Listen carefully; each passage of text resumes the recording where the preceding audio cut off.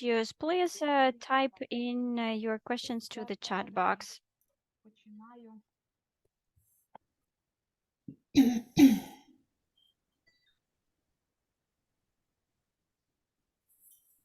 Сару я послала щойно запит на запис.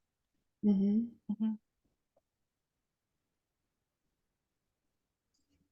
Вітаємо, шановні колеги, на черговому нашому Greetings, семінарі. dear colleagues. This is our regular meeting, and I'm very happy to see you all here. And today I'm honored to present our speaker for today. This is Tina Peresunko. She is a research fellow at the Institute of Ukrainian Archaeography and Source Studies, named after Mykola Grushevsky. She was also a Fulbright Program fellow, and she is also the founder of a civil society organization, Leontovitch's Institute. Since 2016, she is working on the research of Szczedrik, and also she is working on propagating the information about Mykola Koshitz and cultural diplomacy. Tina has authored a number of publications on the cultural diplomacy and the mission of the choir of Alexander Koshitz. Today, Tina will tell us about the untold history of Szczedrik and of how Ukraine was fighting for its independence 100 years ago. Thank you, Svetlana, for the introductory remarks. It was nice of you to mention that I was in New York under the fellowship program, and you said that it happened in 1921. Actually, I was there in 2021, but it is a nice coincidence that you made that mistake, because today I will tell you about the events that took place 100 years ago. Тему нашого всесвітньо відомого Щедрика. Today, I will tell you more about the world-known Carol Szczedrik, which is mostly famous as the Carol of the Bells, the Christmas Carol. And just a second, let me arrange everything. Well, Shadrach is known worldwide as the Carol of the Bells, and it could be heard all over the world, in New York, in other American cities, in European cities as well. But I would like to talk about the story of this song as the part of the history of Ukraine. Carol of the Bells is not just a Ukrainian tune under the authorship of Mykola Leontovich. It is also an important component of cultural diplomacy and the setting of the image of Ukraine in the global arena. The Carol of the Bells, this carol that it could be heard everywhere now, is very important for the cultural diplomacy. And 100 years ago, this particular carol was used to fight for the independence of Ukraine. And yet, this story is not properly told in the studies of cultural and music diplomacy. What are the researches that I would like to tell you more about? I would like to tell you more about the story of Shedrick and how it turned into the Carol of the Bells. The most emblematic part is the fact that there was the world tour of Louis Armstrong in 1956. In 1955, he was called the most efficient ambassador of the United States of America, and he was called the America's secret weapon. And America's secret weapon is a blue note in a minor key.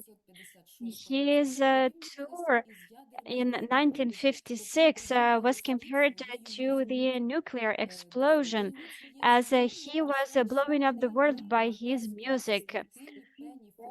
American historian Penny von Eschen wrote a book about it, which was titled Satchmo Blows Up the World. Jazz ambassadors are playing the Cold War.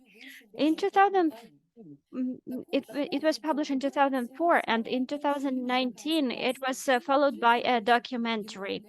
Another uh, important publication was authored by Jessica Hecht, and she wrote a publication that is called Music Diplomacy, Music and Emotions in Transatlantic Relations, 1850-1920. The author of this publication has analyzed the German, American, Italian projects of cultural diplomacy of the end of the 19th, beginning of the 20th century. Apart from that, a number of authors have analyzed the influence of Polish and American music diplomacy. Another important publication is Polish Cultural Diplomacy after 1918. This is the publication that raises the issue of cultural diplomacy of Poland to the fore. Many researchers conducted studies on the history of music and cultural diplomacy, but the experience of the Ukrainian People's Republic, the one related to the fight for its independence and international recognition, and it has not been properly represented in the world historiography. I would like to offer a couple of definitions of cultural diplomacy. There are numerous definitions of this term. It is called the phenomenon of the cultural diplomacy, the concept of the cultural diplomacy. But first and foremost, I will give you a couple of definitions, and then I will tell you about the story of Szczedrik. But let's bear in mind the fact that these definitions could prompt us what terminology was used 100 years ago. Jessica, Hecht in 2003 in her publication claimed that the purpose of the cultural diplomacy is the creation of the successful self-portrait of a country abroad.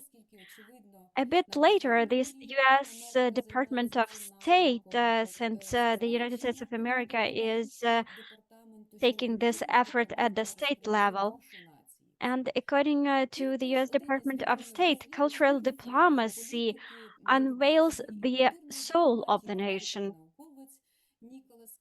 At the same time, Nicholas Kahl, the British researcher, stated that cultural diplomacy is the policy of advocating the interests of a certain subject by means of propagating culture, for instance, by means of arranging international tours of renowned musicians. And we can give you the examples of the world tour of Louis Armstrong and the tour of Mykola Koshic's choir. And now I would like to tell you more about the story of Szczedrik and its creation. That is rather well known, but I would like to show you the schema that I could offer you that is based on the primary sources and archives. Speaking about the origins of Szczedrik, we cannot help but listen to the tune itself. Therefore, we need to bear in mind the fact that Szczedrik is not just a piece by Mykola Leontovich, but first and foremost, this is a folk Ukrainian New Year's carol. The carols that were sung in the prehistoric era in the territory of today's Ukraine, these songs were used to celebrate new year coming. And that is why this song is about a swallow who flies to the house of the host and who gives all the blessings to the host of the house. And now we will listen to this song. Of course, this is not a prehistoric recording, and this is the folk choir that is singing this New Year's Carol, and now we could have an impression how it sounded as this simple melody. Я знаю, де він сидить, а він сидить в конці стола, а на йому шуба люба, а в шубі любі три шаляги, сьому тому по шалягу, а нам діткам по пирогу. Святий вечір, даріть, не беріть, коротенькі свитки, померзли литки. Ну, власне кажучи, отака проста речитативна фактично мелодика. І Well, саме you hear that it is quite a simple tune, and now when we listen to the well-known version of Szczedrik performed by a choir that was adapted by Mikola Leontovich, we'll see this big difference. ну, далі не буду продовжувати, щоб зекономити час. Просто хотілося Just not to показати. take too much time, I will proceed with my presentation, but I wanted to show you the transformation of this tune. And now let me tell you more about the story of Shedrick and its historic transformation. The first time Shedrick was performed in public in Kyiv, and it was performed for the Christmas concert, even though this is a New Year's carol.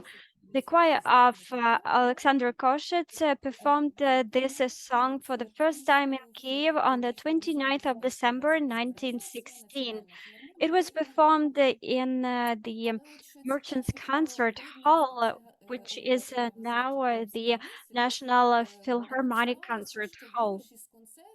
Підуть на допомогу. According to the poster of the event, the funds raised during this event were supposed to be donated to the victims of the Russian war.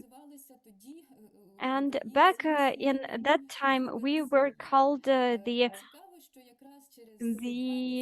citizens of the south of Russia. And actually, just a couple of years after that, the swallow flew into the territory of Ukraine with some bright future being promised. We know that the revolution took place, the Russian Tsar abducted the throne, and the fight for the independence starts. This is when the population of the south of Russia started fighting for its independence, and the Russian eagle is to be replaced by a Ukrainian swallow. We know that in June 1917, the Ukrainian People's Republic was proclaimed and the national government was established. The Department of Music at the Ministry of Education and Arts was led by a conductor, Alexander Koshets. And starting from December 1917, Mykola Leontovich was working at the Ministry of Culture. I believe that it is important to mention that the author of Shedrick was also the public official in the Ukrainian People's Republic. We remember that in January in 1918, the independence of Ukraine was proclaimed, which was followed by the Russian occupation right away.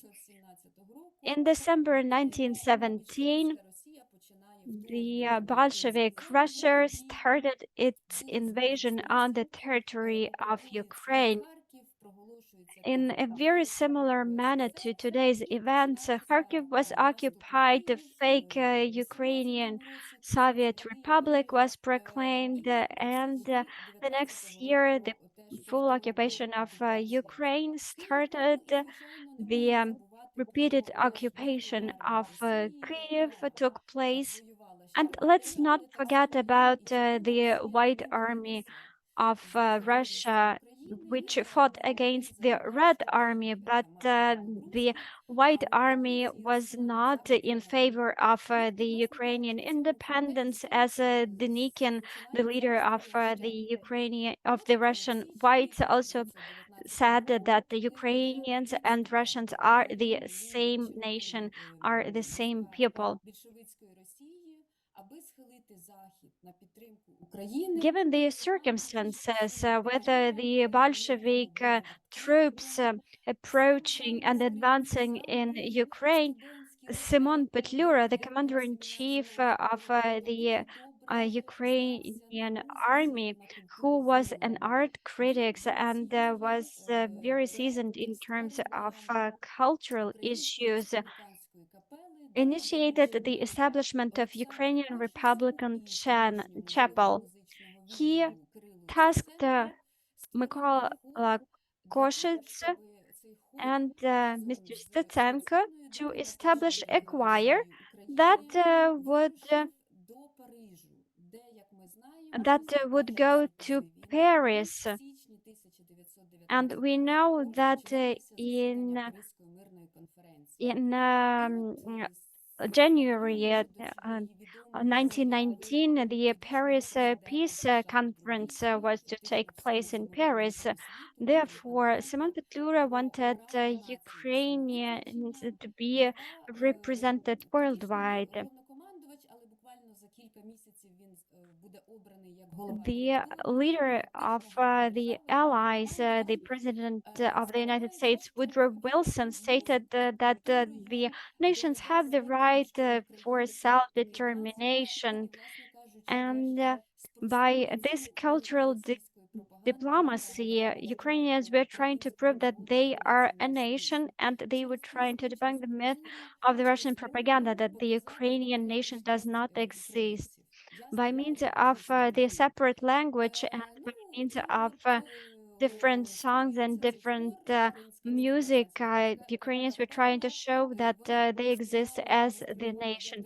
Ukrainian Republican Chapel existed as the state institution.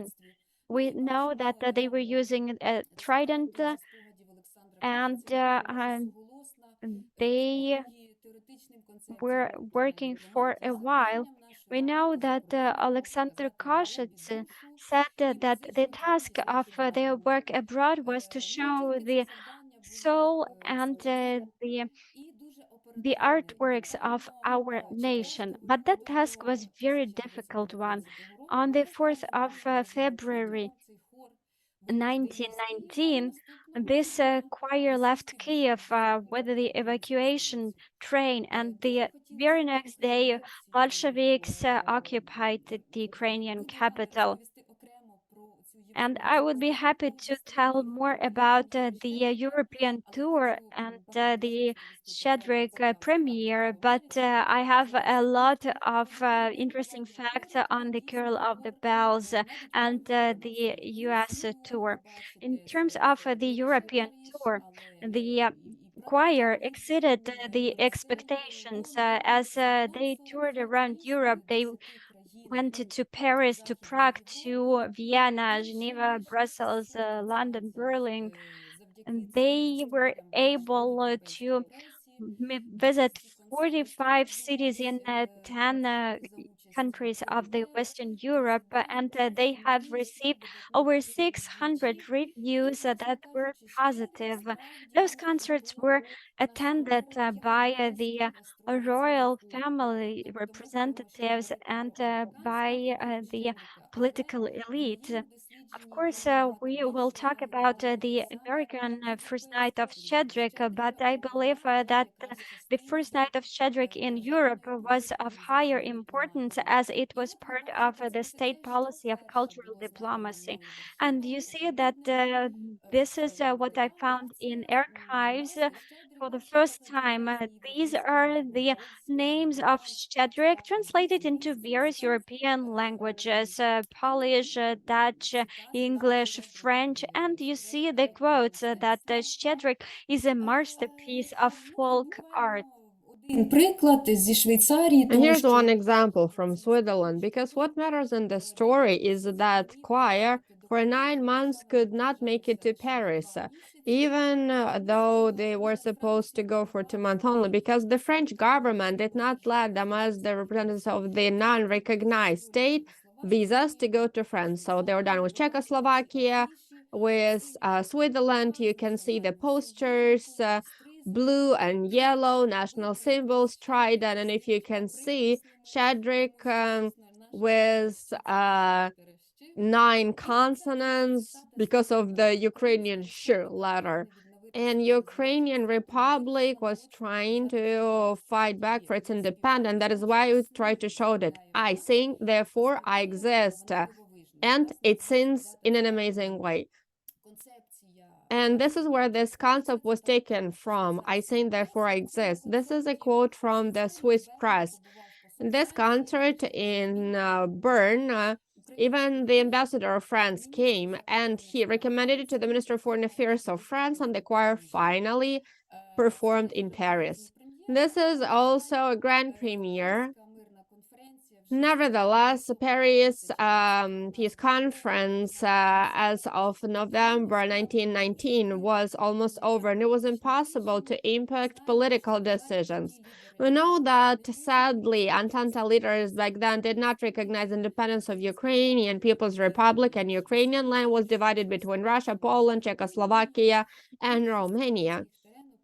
Most Ukrainian territories were occupied by the Bolsheviks Russia, and occupied by the Bolsheviks Russia was precisely when composer Leontovich, the author of Shedrick, died, being killed by a Chekist.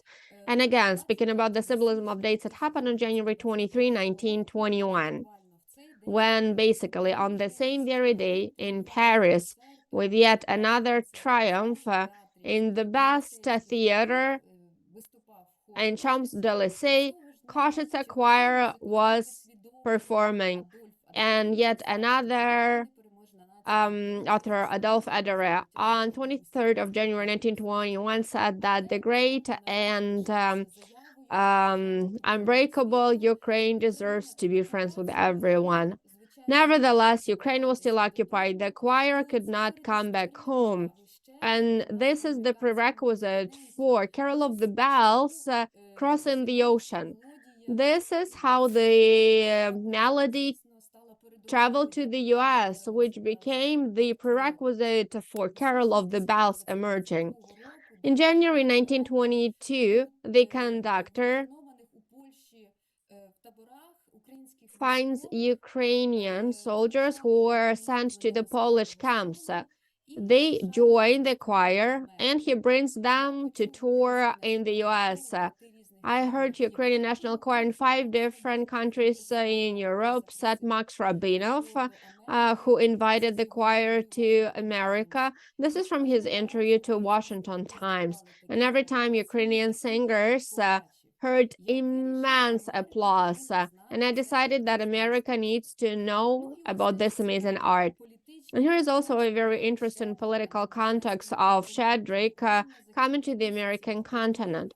A few months before the choir premiered in Carnegie Hall, in March 1922, Simon Petlura, who constantly kept in touch with Alexander Košice, congratulated him on the new composition of the choir and sent him a letter and asks to continue carrying the idea of independent Ukraine to the world. And in this letter, he mentions when you will be interviewed, you should subtly say that Ukrainians and Ukrainian music is independent, it's authentic, and it is a part of an independent Ukraine. So this is the context of Shadrick's premiere in the US.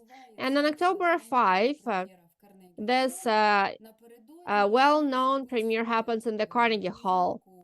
Prior to that, the choir records their songs, and this is how on September 27, 1922, we finally had Shadrick recording Godspeed to sing for the freedom of Ukraine in the free land of Washington.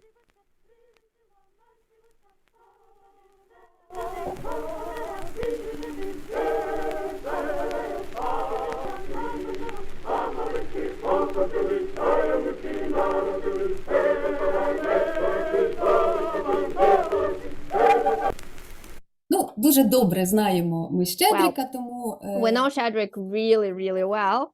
That is why let us proceed. I would like to also emphasize something about America. Okay, and this is an amazing story, but when performing in front of the university, I'd like to emphasize that the choir, after the premiere in New York, had 60 more shows in other cities. And aside from that, they also performed in 10 universities, in the Yale, Princeton University, and many other renowned universities. And a very interesting thing happened in the Hampton University that back then was headed by Robert Nathaniel Dett. And this was a university exclusively for African Americans. The choir performed there, and then the choir of the students performed in front of them. Mr. Koshitz enjoyed their singing so much, and on the stage, he called the composer Dad and kissed him. And of course, he was reprimanded for that by his New York manager, because remember that that was the day of segregation, race inequality. That is why that shocked all people present there. How come that a white person killed the black person? This is a quote from Mr. Koshitz's. But it was not only him who admired African American singing, but also Dertz enjoyed it a lot. And you can see, and this is a part of a quotation from his letter to Rabinov, where he expresses his admiration towards the Ukrainian choir, which in his opinion means a lot for America, the young nation that is only trying to become independent in terms of music. And the Ukrainian choir with their music reminded of the word by Booker Washington, pay attention to who you are. Now, speaking about the premiere of Shadrick in South America, this was premiere in Mexico. Well-known composer Manuel Ponce, after their concert in Mexico City, again, enjoyed Shadrick a lot with a new and interesting rhythm, and wrote in his review that the Ukrainian choir, rephrasing, Caesar is I came, I sang, I conquered. And again, let's listen to how Perjura, a Mexican song by Miguel de Tejada, was performed, reinvented by Koshitz. So Ukrainian choir was not only performing Ukrainian songs, but also Mexican songs, American songs, basically spirituals. Listen to the Lamps by Robert Nathaniel Dett.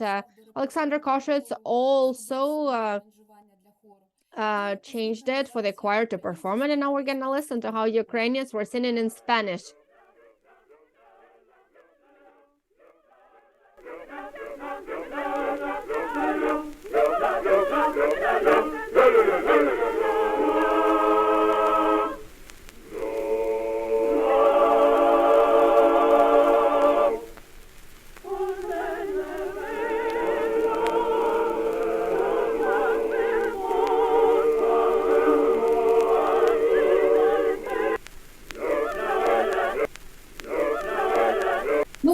цьому теж висловився міністр освіти Also, the Хосе. Minister of Education, Jose de Conceição, said that the performance by Ukrainians also made us respect our own masterpieces 10 times more. Again, the Mexicans were discovering their own culture from a new perspective thanks to Ukrainians' performance. And this quote marks a 100 years anniversary because it dates back to 1923. And the choir again performed in Brazil, and Shedrick was misspelled, and Enrique Coelho Neto said, sing, Ukraine. Carry the voices of your sons, and maybe this way you'll be able to get what you haven't gotten from the tears of your women and blood of your heroes. Keep singing so that you can get your freedom. The spring will come, the spring that you're looking forward to. And this is a quote that probably can resonate with you today, because Ukraine is fighting for its freedom again and is looking forward to its spring. And again, very briefly, there were lots of performances, almost 500 in 7 countries of Northern and Southern America, and 150 cities in the US, and over 2,000 reviews. The choir, Alexander Koshytsa, continued staying in touch with Simon Petlura, sent the money for the Ukrainian army. Again, what our current artists are doing, $160 for the army. In this letter that marks 100 years anniversary, Simon Petlura congratulates Ukrainian sinners with 5 years of Ukraine statehood, because everyone remember that in 1918, independent Ukraine was proclaimed. And the choir performed. This are the pictures from the New York Public Library, and this is a huge volume that only covers 1923, which has 1,700 reviews in only 1 year. So totally, there are over 2,000 reviews and publications that saw the world in the American mass media outlets. And for example, Clay Dring, American a drama artist in San Francisco Journal, said that they presented to our country not only the best singing that we have ever heard, but also put Ukraine on the art map of Ukraine, because we considered it to be the empty land of Cossacks and poor people, said the theater writer. But we know that Simon Petlura was killed soon after that, and for long 70 years, Ukraine formed part of the Soviet Union. For the what it was Soviet Russia, so basically it again ended up being occupied by the Soviet Russian Empire. And in a nutshell, back then, 100 years ago, there was no such notion as cultural diplomacy, even in the West. But nevertheless, we can see that according to the papers, quotes, and reviews and feedback, it all is basically the concept of cultural diplomacy. It's all about this notion. Ukrainian Republic sent the official mission of music, art to us, etc., etc. And now let's segue to the history of the Carol of the Bells, because I would like to also demonstrate that the history of the Carol of the Bells and the American time frame for Shedrick is closely related with fighting against the Russian colonial context. After they were over with their tour, the choir and Koshytsa ended up in America. But in 1925, 1926, Shedrick, and it is not well known in history studies, for the first time was played at Broadway. Back then, in Son of the Flame musical, by the way, one of the composers were George Gershon, and it was performed by the Russian art choir, and they were singing it in Ukrainian. Therefore, various materials, various merchandise, for example, that came in saw the world in 1926 mentioned that this was a Russian folk song. Let's listen to this Russian folk song.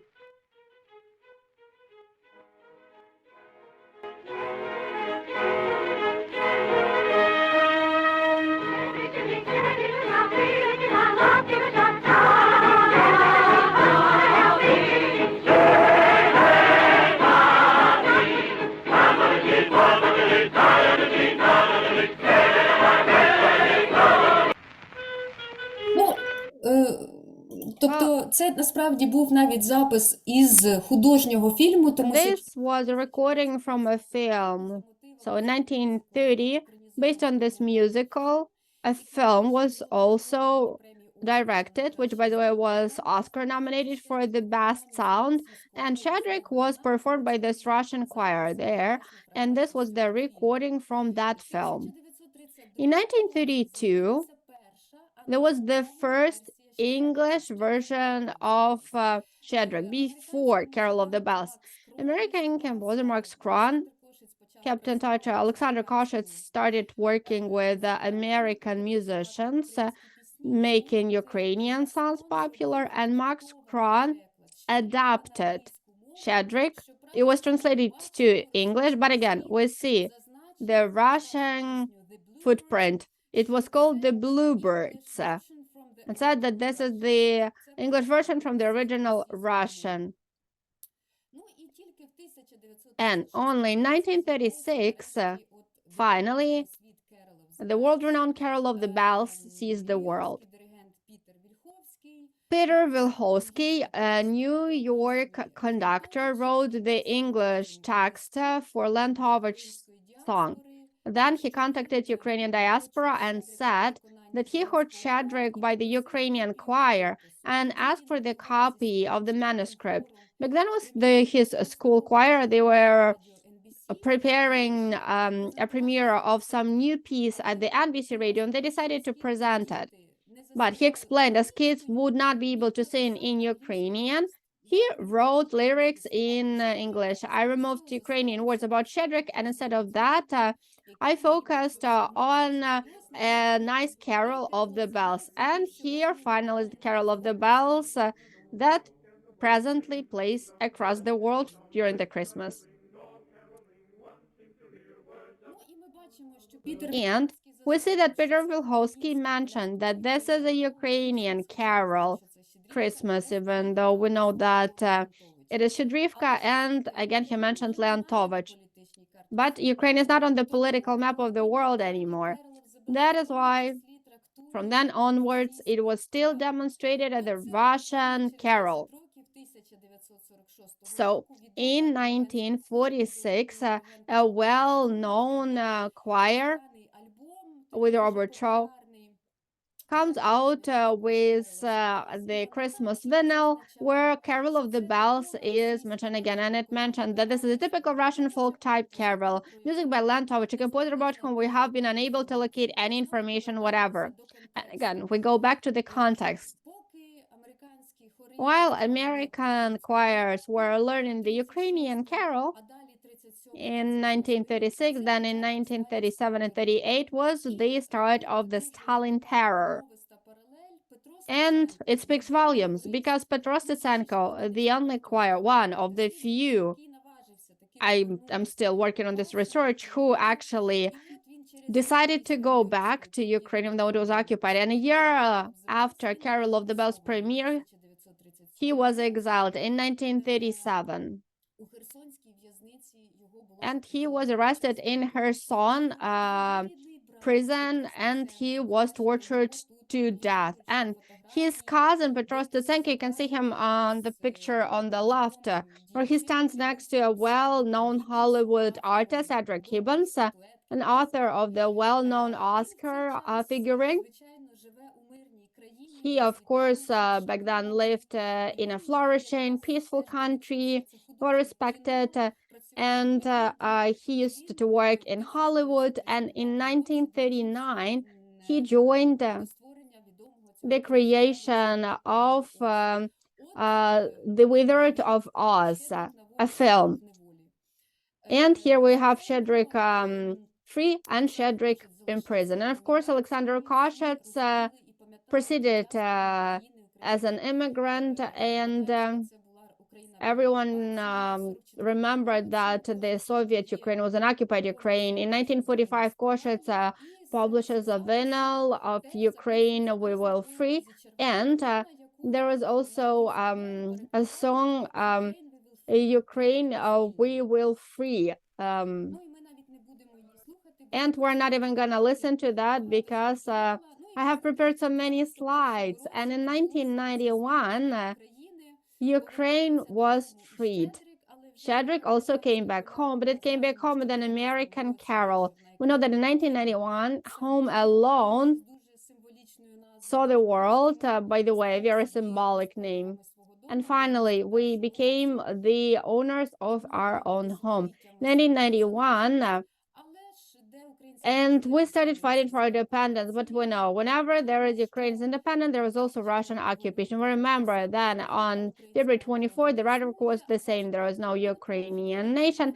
And on the 25th, for the first time, the pieces of the Russian missile hit the building, and they hit the residential building that was named after Alexander Koshetz. And a few days later, we know Andrei Khlyvnyuk, a musician, records a song, Ukraine, We Will Free. And back in New York, the diaspora called it Ukraine, We Will Free, and the entire world starts singing the song to support Ukraine. Basically, it also becomes renowned worldwide with the same narrative of freeing Ukraine. Тут я дуже коротко все ж таки зазначу про історіографію цієї історії. Now I would like to tell you a bit of the history of this song and of this argument. Until now, there were no proper researches conducted on the topic. Just a number of compilations were featuring this issue. In Prague, in 1942, Simon Narizhny made a publication. He was back then the head of the museum, and he published a small brochure on this topic. And in 1929, the publication on Ukrainian song abroad by Alexander Koshetz was published, but it was abridged, and it was also subjected to censorship, as there were the reviews added to this publication, and these reviews were redacted. Any mention of Simon Petlura was redacted, and Robert Brechel, a renowned publicist who attended the premiere of Shedrick, was very much inspired, and also then he said that we also could have sent a German choir as the Ukrainians did, but it was redacted because the original version said that the choir was sent by the Ukrainian government, not the Ukrainians. Koshetz was trying to get back to Ukraine, but he never got the authorization to get back. Alexander Koshetz was erased from the memories of Ukrainians for quite a while, but with the Thor in 1960s, Ukrainian Soviet Encyclopedia had an abstract on Alexander Koshetz, and according to this abstract, Koshetz was resorting to nationalist statements.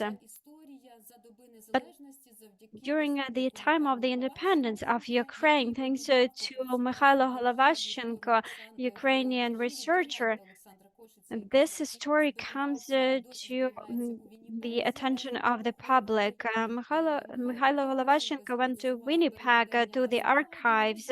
He also initiated the new edition of the publication by Alexander Koshetz. and it was published in 2008. But until now, the information on the Ukrainian Republican Chapel has not been properly processed. I was very fortunate to be able to have a look at this information back in 2016, and I learned very interesting information, not just about music, but about the history of cultural diplomacy.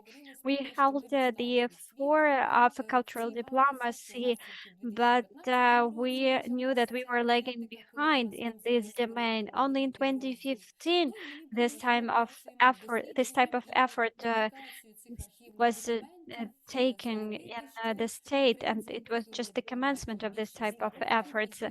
Therefore, with Shedrick, we can state that Ukrainian cultural diplomacy is 100 years old.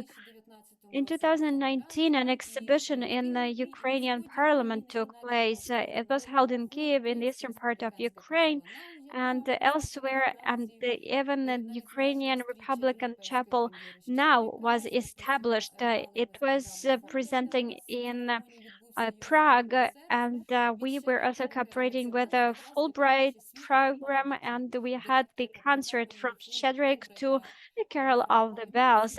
Marta Kolomitz initiated this concert that took place in the Carnegie Hall.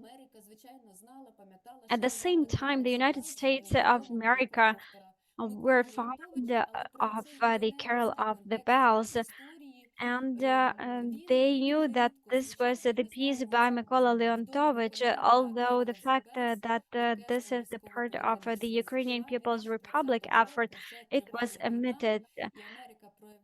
And now, given that there is the war ongoing in Ukraine, the US was trying to show its solidarity. Therefore, the US military orchestra performed the Carol of the Bells as the sign of solidarity. It was very important to say that this song is not about the Ukrainian Soviet Republic, but about the Ukrainian People's Republic. It was important to get this message across, and in 2022, with the celebration of 100th anniversary of Shchedrik, the concert was held, and this concept of the bigger context, the bigger picture, the Ukrainian People's Republic context was offered. And we know that the concert actually took place, and it took place in Carnegie Hall in 2022. The American audience was reminded once again that the Carol of the Bells was born in Ukraine, but it was also mentioned in the brochures that it was part of the cultural diplomacy, and that there were ministries back then, and even 100 years ago, Ukraine was fighting against the Russian world. Markedly, the museum exhibition I Sing, Therefore I Exist was held last year, and the letter handwritten by Simon Petlura, where he said that this song is part of an independent Ukraine dating back to 1916, was displayed on that event. Besides, videos and animation videos were created. And this year we are celebrating another anniversary for Shedrick, 100-year anniversary of Shedrick being performed in the Southern America, as we remember that Argentina, Brazil, Uruguay, Mexico, we're hosting the concert of Shedrick. And we hope that next year we will be able to hear the songs in Carnegie Hall, the songs that were performed 100 years ago. now I am finalizing the work of this exhibition, and this exhibition will be called Vine Vinci. We sang, we conquered. And I hope that this exhibition will be held in the Indiana University, and it will help us to tell the story by means of the exhibitions. My objective within this research is to have a publication. I want to publish an article on the history study of the Carol of the Bells being part of the cultural and music diplomacy of the Ukrainian People's Republic government, as I wanted to improve the image of this song, and I want to underscore its importance for the state building. And I'm sorry for taking too much time. It is just too much information to share. Надзвичайно цікава, актуальна і причудова доповідь. Thank you very much for your presentation. It is highly relevant and so fascinating. I would like to thank you, Tina. I'm sure our colleagues enjoyed it a lot.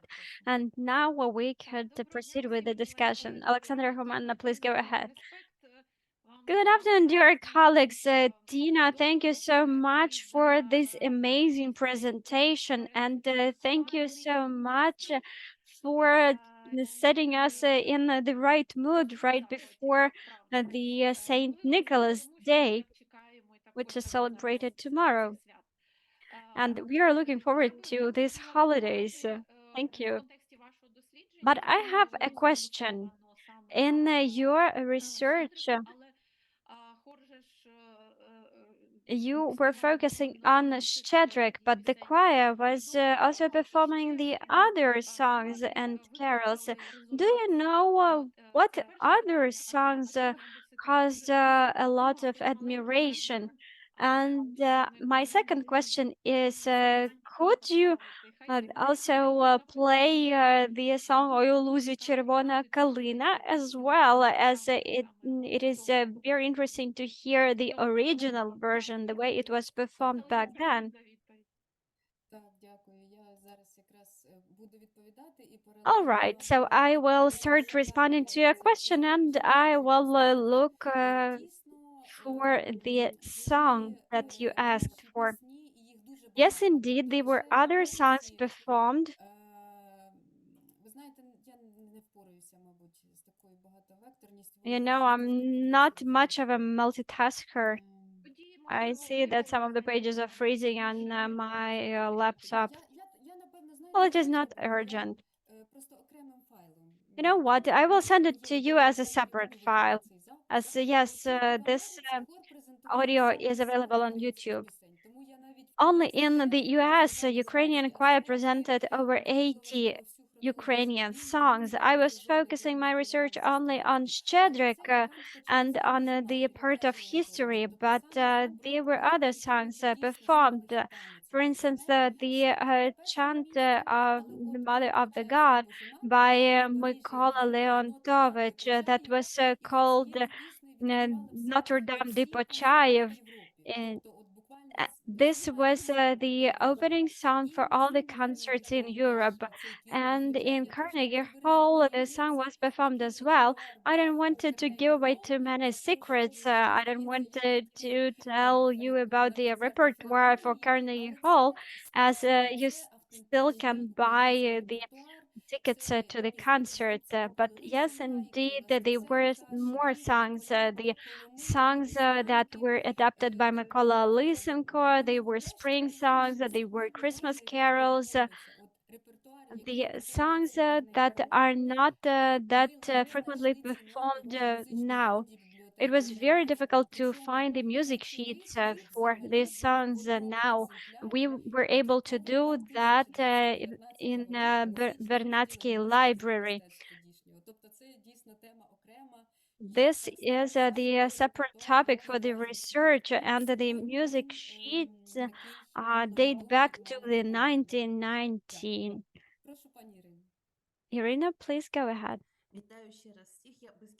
Greetings, everyone. I would like to express my gratitude for your presentation, as I know that this story is so interesting that it uh, starts a number of other discussions. But based on your last statement, as we talk about music and classical music, and when we are talking about Ukrainian music, starting from 1920, we do have a huge issue with the absence of music sheets. As now I work with Latoshinsky music sheets and I cannot find them. But getting back to our wonderful Щедрик, I'm not sure everyone knows that, but another fun fact is that Leontovich arranged this carol, and it was his task. That was his homework when he was studying with his teacher Yavorsky.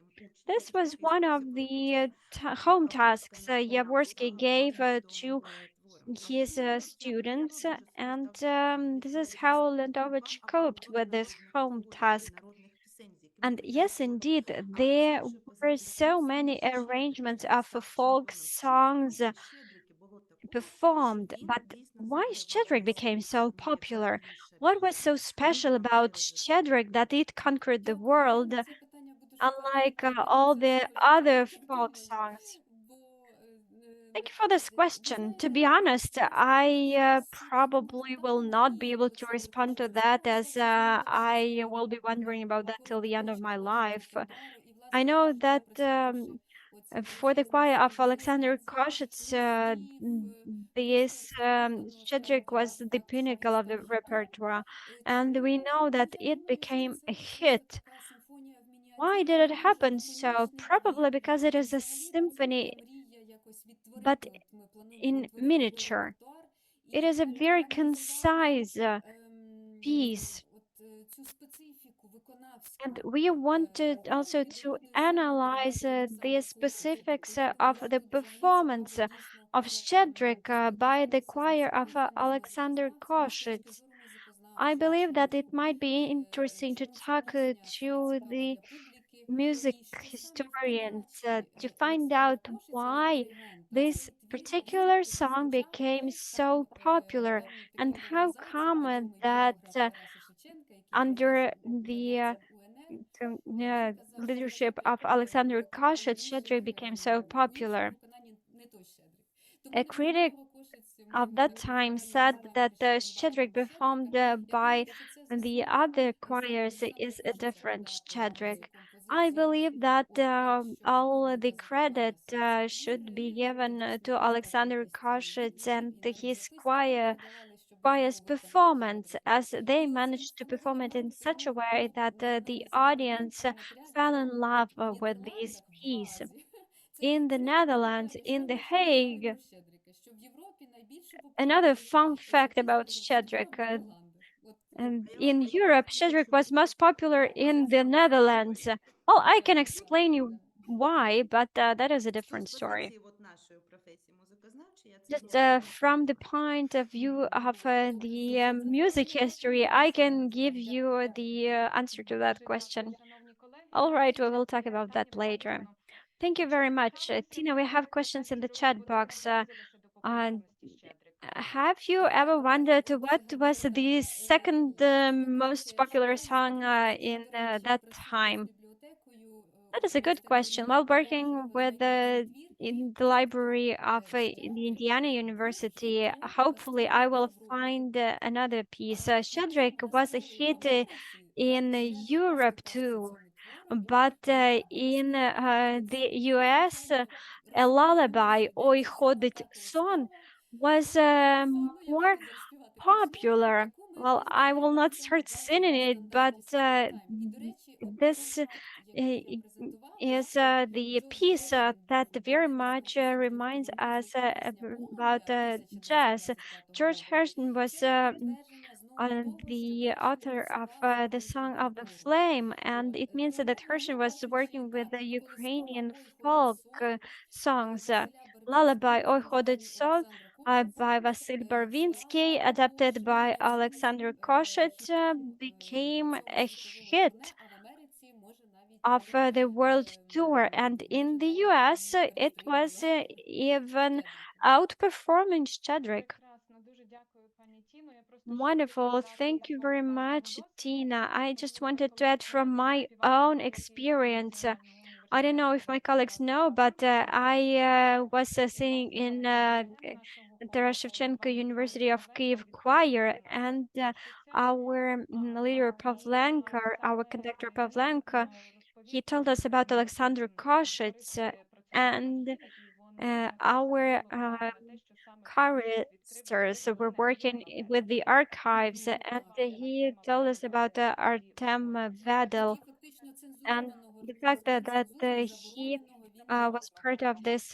choir. Дякуємо ще раз за таку Thank you велику very чудову much, Tina, for this amazing Будь ласка, прочитайте. presentation, and I'm sure you will be able to read the reviews in the chat box. Thank you. Так, шановні колеги, а ми продовжуємо наші Okay, семінари. esteemed colleagues, let us